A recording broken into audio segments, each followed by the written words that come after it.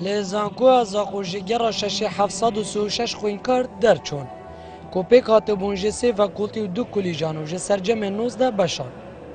ده داخویان یکات تایبت ده بو بادینان ساد راوشکار وزارت خواندنا بلندا دیار کرن که دنوکه دادیشیان حکومت هرم دانینه وان همی درچویان بدامزنیوتو گوتلشینا دامزراندنه بلابر خوب دنه کرت تایبت ئەوانە بڕوانامەیان بەدەستێناوە هەر یەکە بە پێی پسپۆری خۆی ئەو پسپۆریانە هەمووی خزمەتی کوردستان ئەکات هەر یەکە بە پێی پسپۆری خۆی بە پێی لێهاتووی خۆی بە پێی توانای خۆی و ئەوانە نابێ بێ ئومێد بن ئەمڕۆ کە ئەبینن حکوومەتی کوردستان لەوانەیە لە توانایدا نەبێ هەموو ئەو دەرچوانەدا بمەزرێنێ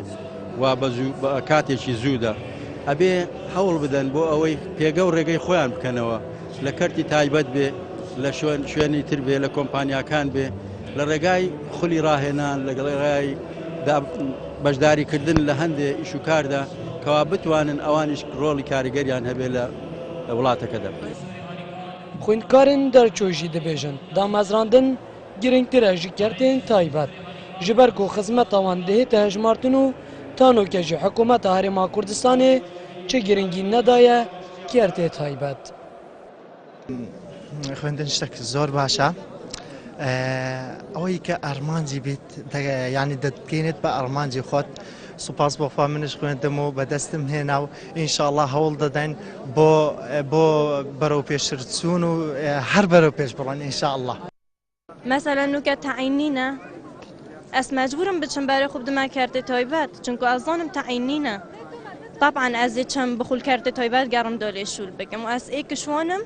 ئەس تعین نابیم مبارە خوددا کارتێ تایبەت و گەلگەل کارتێ تایبەت شولت کەم. ئەم هیچ دەمی خواندنی مەرەما نەبوو مەرەما چوو هەوکی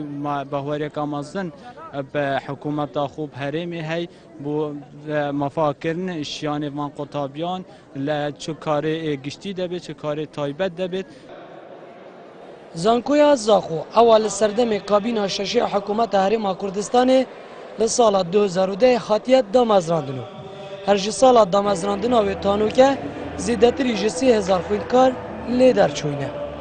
Lê divî barodixênûke da tirsa xwînkarên derçûy ji wê yekê ye ku nehêne damezrandin û mandîbûna wan bi heder biçîn ji ber ku didine diyar kirin tanoke çi giringî nehatiye dan ji layê hikûmeta Herêma Kurdistanê ve ji bo pêşxistina kertê taybet. Zêrevangulî Badînan Sat Zaxo